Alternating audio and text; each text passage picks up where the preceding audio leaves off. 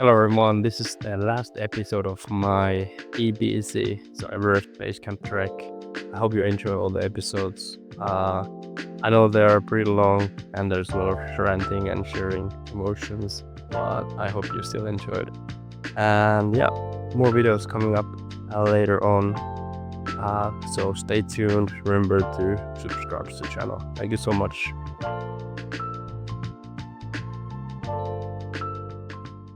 Alright, good morning. It's now day 10 of Everest trek.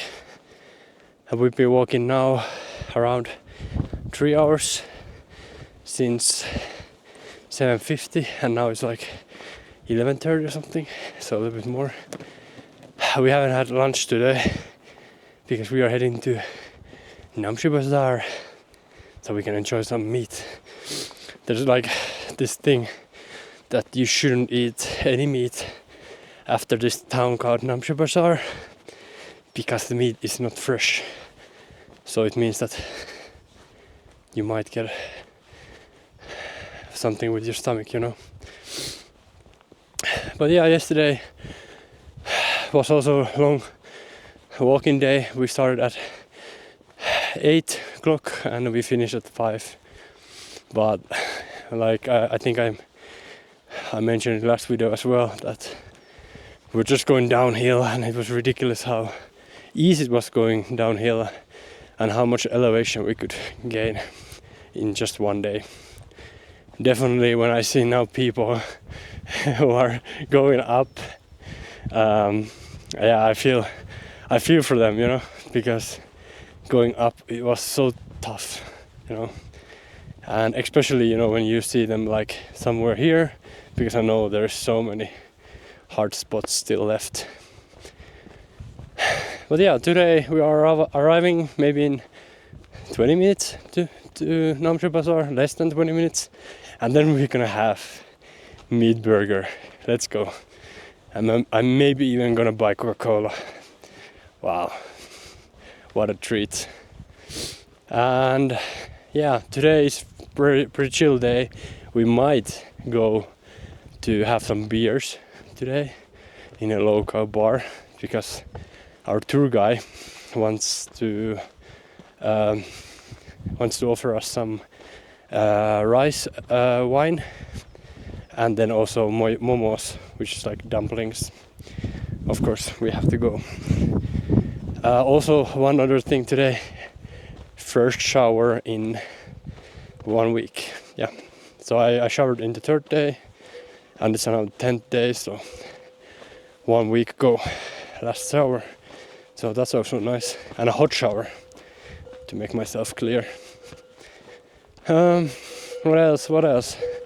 Yeah, it feels really good to go down. I think for me personally the 12 days was perfect length for this trek. Yeah, alright, I think that's it. Let's go enjoy Namche Bazaar and meat burger, and what else? Hot shower, clean clothes. Yeah, buddy. And yeah, I'm gonna add here a few comments about the whole series. The whole idea of my editing and all these long videos was about sharing how it actually looks at the trail, what kind of emotions you go through. This is especially like a good series, in my opinion, for people who maybe can't do a hike like this, or someone who really wants to see how the trail looks. So that's why I have a lot of footage I took a lot of footage in that sense, that you can see the environment and maybe even feel the emotions in the trail. Like you can see that I'm out of breath almost in every clip, which really or gives you like an idea how much less oxygen there is in the Himalayas. Like that was something that really surprised me a lot. Like I'm a avid runner. I have done half marathon, etc. So I'm always I would say I'm very used to having or how I'm used to doing sports that require stamina, and yeah, just there in the altitude, it's very different. So yeah, but very cool experience. I highly recommend doing this hike if you have a chance. But yeah, keep in mind what time of the year you go there. We were very blessed to have this trail so empty at this time of the year, and we were also lucky to have a very nice guide and porter.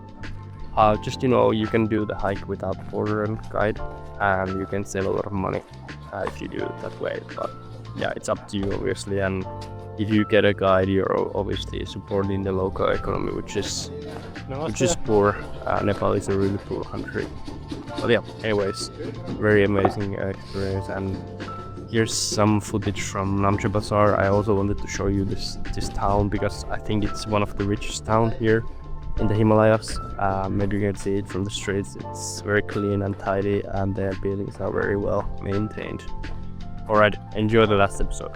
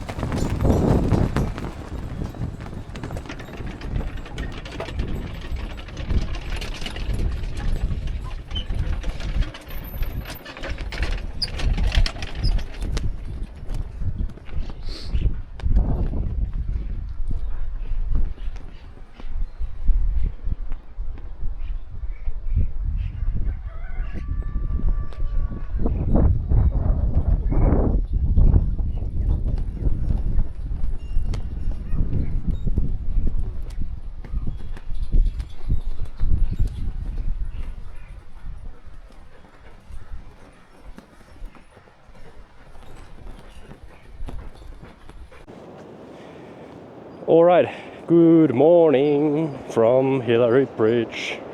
It's now day 11 of our Everest trek. We are heading today to Lukla. I thought it was a good timing. Oh my god, good timing to make a video when crossing the Hillary Bridge. This is the highest bridge here. I have to say, I'm a little bit scared to look down, but I need to look forward. Anyway, I thought it was a good spot to just a little bit again reflect feelings, thoughts about everything, without really like a clear plan though. But yeah, it's yesterday we were planning to go drink some beers, but then we decided to not do it because we actually didn't feel like doing it. And also actually we went to check the bars just out of curiosity, and there was nobody. So we're like, okay, well, you know, we're sleepy, maybe we can just head out sleep. Yeah, so pretty much nothing special happened yesterday, just relax and chill.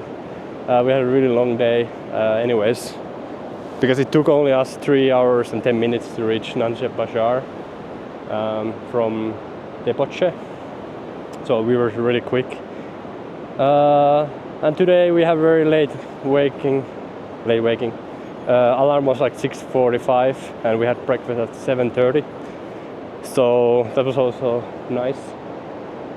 So very, very rested right now. I think I slept like 9 to 10 hours last night, which is pretty good. What else? Today Lukla, maybe 6 hours walk, and then tomorrow morning we have a flight at 8:30 or 8:45, I'm not sure, and it's the earliest flight you can actually take.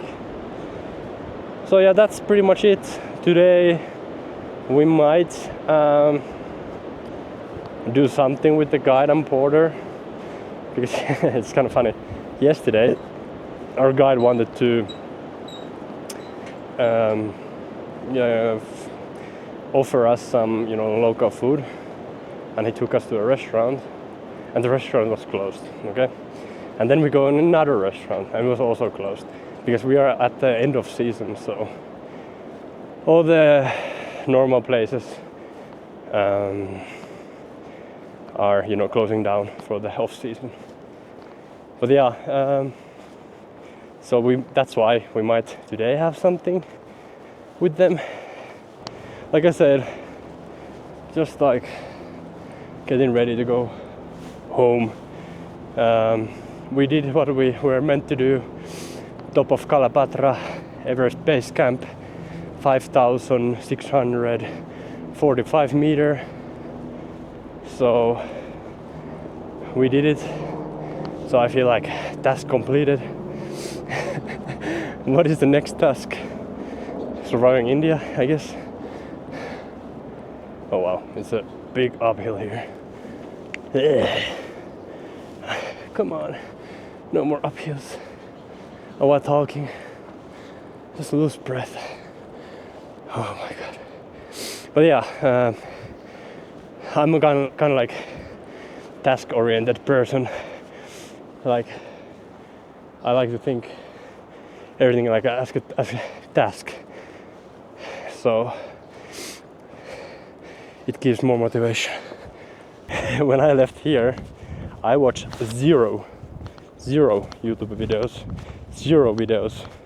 and I only read from the trek company's website information because I didn't want any spoilers. And for sure it would have been helpful to check something in advance, but this again depends on your personality. Like, I want to create the experience for myself, you know, without having any influence from outside. So I don't want to go somewhere and see like, oh yeah, I saw this in the video. Even it's not the same though, of course. Like, it's completely different when you do it yourself, obviously. But it's like, if I can read about it, I think it's better for me, because then it leaves me a little bit surprised. And oh boy, there was few surprises here, especially like when I read from the websites, and I actually also use Reddit. I don't know if it's a good idea, but I haven't seen anybody in ages. Am I going the right way? I hope so. Anyway, like I read something from Reddit as well, and people like, yeah, trek is easy. Like my grandma and grandpa who are 60, they did it in December. Yeah, no worries. December was amazing. I'm like, okay, yeah. Somebody's grandma is doing it. I can do it, you know. And yeah, sure, they can do it, but it's like there's so many ways of doing this, you know. Some people do it in 10 days. Some people do it in 12 days. Some people do it 15, 17. So obviously, you know, if you're missing these details, it's really hard to tell. I mean, like, sorry, if you're missing these details, the trip is completely different, you know. Of course, the more days you have, the less you have to do per day. And fucking hell,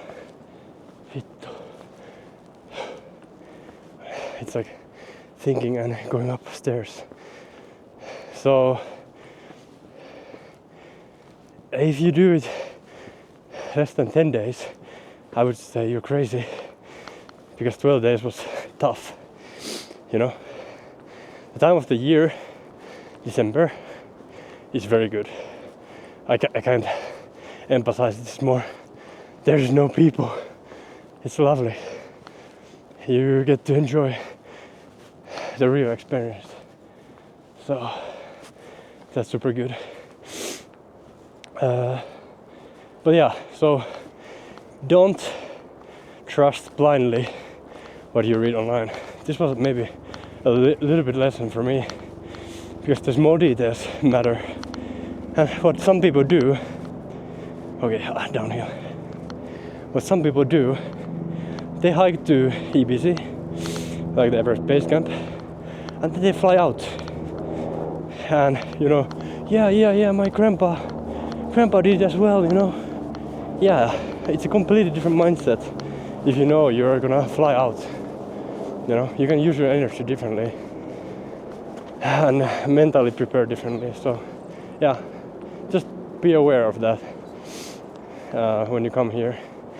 And this is just my opinion, and I'm not 100% sure, but I would never come here high season.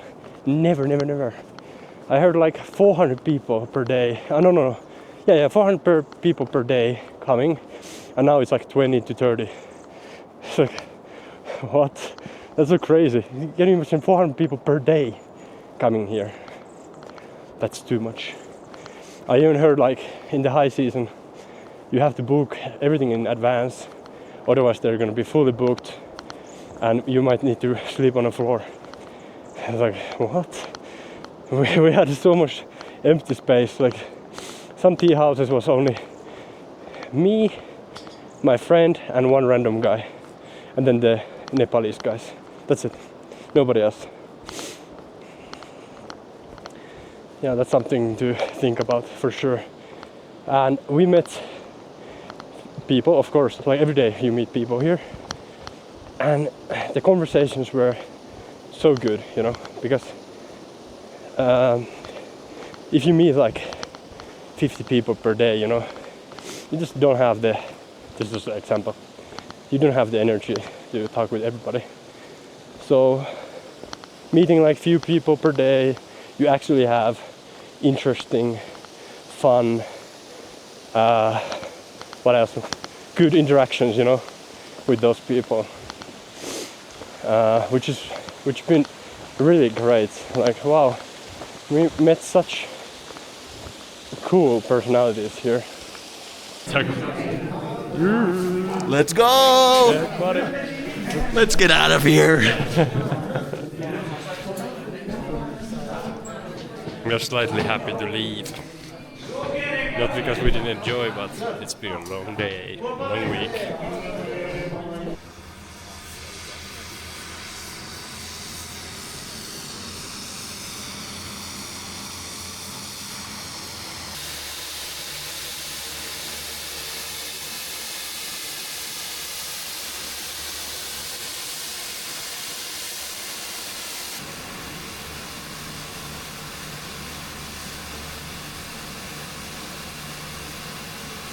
Tätä kerosiin. They don't know which one.